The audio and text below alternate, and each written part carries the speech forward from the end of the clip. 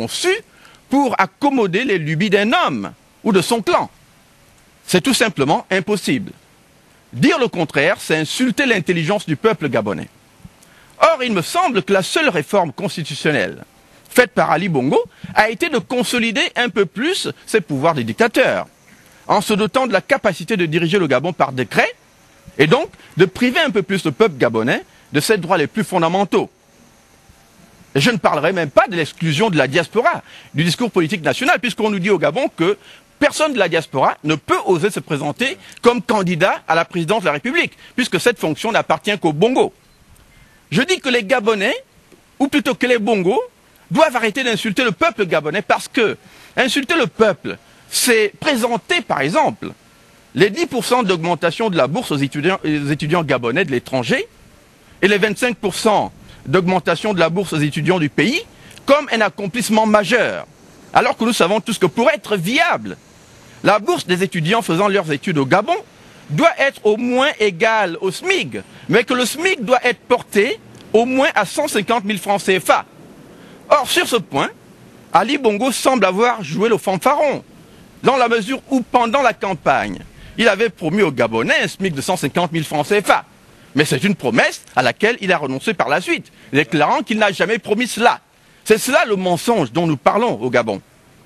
Pour les étudiants de l'étranger, le principe doit être le même. Toute bourse octroyée à un étudiant gabonais doit toujours être égale au SMIC du pays d'accueil. Cette règle doit devenir la règle cardinale d'octroi des bourses au Gabon. Ainsi, au lieu de dépenser 6,5 millions de dollars ou 100 millions d'euros dans l'achat d'immeubles et de villas dont le Gabon n'a aucunement besoin, ces milliards doivent être investis chaque année dans le paiement de bourses dignes de ce nom à nos étudiants, dans la construction d'écoles et d'hôpitaux dignes de ce nom, et finalement, 10% de bourses, d'augmentation de bourses pour les étudiants de l'étranger devient pour moi une insulte qu'il faut faire ravaler à Ali Bongo. C'est une honte. C'est d'autant plus une honte qu'aujourd'hui, les Gabonais mangent dans les poubelles, dans un pays qui est supposé être l'un des plus riches d'Afrique.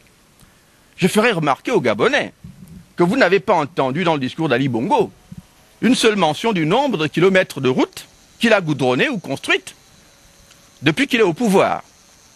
Cette omission est significative, car en 2 ans de pouvoir sans partage, Ali Bongo sera incapable de vous faire un bilan de l'état de la route au Gabon. Or, pour envisager la possibilité d'un Gabon émergent, comme il le dit lui-même, c'est-à-dire un développement optimal de l'économie gabonaise, la route reste au centre de l'équation. Malheureusement, sur ce point également, les Bongo ont lamentablement échoué. Chers Gabonais, ne vous laissez donc pas tromper par les discours d'émergence des Bongo. Sous les Bongo, le Gabon n'émergera pas. Il deviendra de plus en plus un Gabon, non pas émergent, mais un Gabon énervant, comme l'ont dit certains compatriotes. Car vous savez comme moi que le développement passe par 3 choses fondamentales: les communications routières et technologiques, la santé des populations et l'éducation des enfants.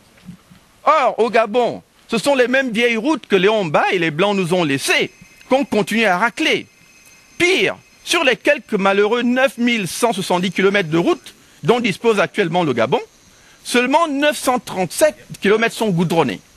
Cela veut dire qu'en 44 ans, les Bongo, père et fils confondus, ont goudronné seulement 21 km de route chaque année. 21 km seulement de route chaque année.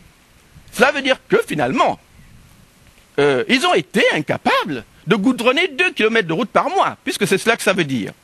Et si on calcule ça sur des siècles, on comprend que le reste des routes qui n'ont pas été goudronnées au Gabon prendrait à peu près 392 ans au Bongo à être goudronnées.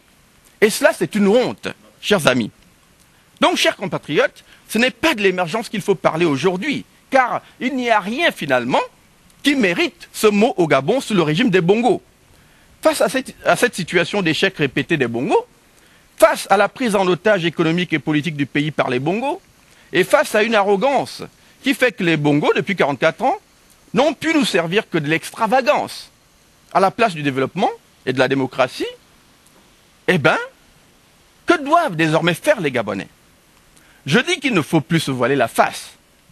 Au moment où, au Gabon, se tient actuellement un débat sur le devenir démocratique du pays, et au moment où le Gabon a plus que jamais besoin d'une profonde refonte de son système politique, je m'étonne qu'une certaine classe politique de l'opposition s'obstine à voir dans le seul élément que constitue la biométrie la panacée qui viendra résoudre tous les problèmes de fraude électorale au Gabon.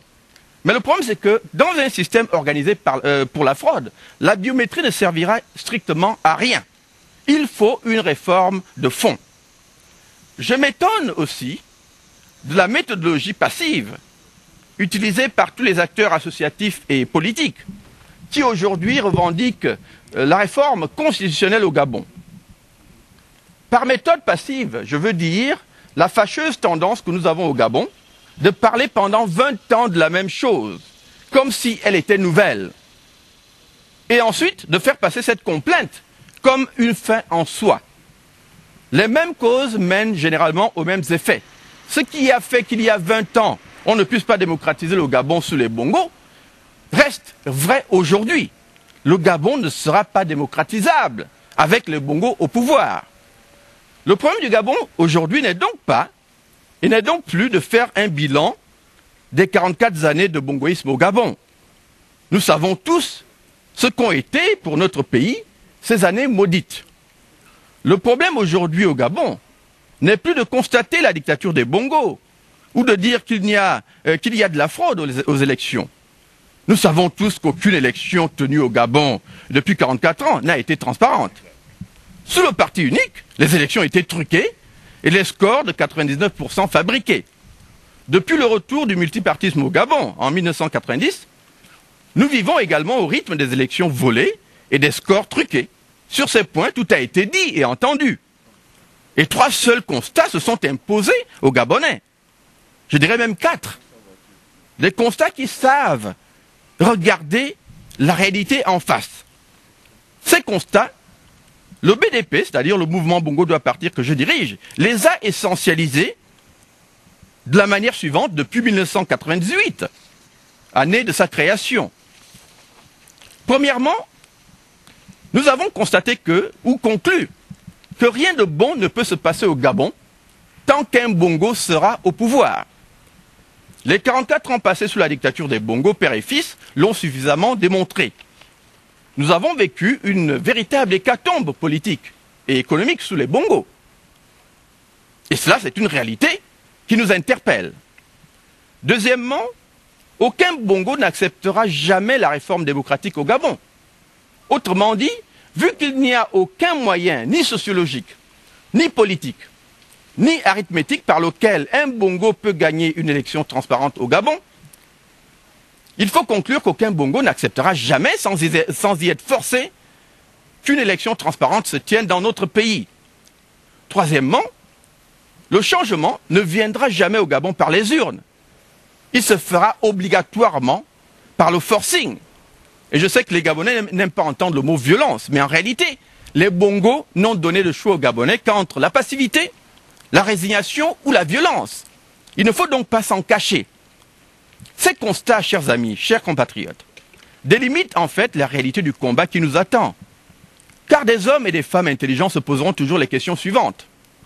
Si vous ne pouvez pas espérer des Bongos qu'ils décident eux-mêmes de quitter le pouvoir pour permettre la renaissance du Gabon, si vous ne pouvez espérer des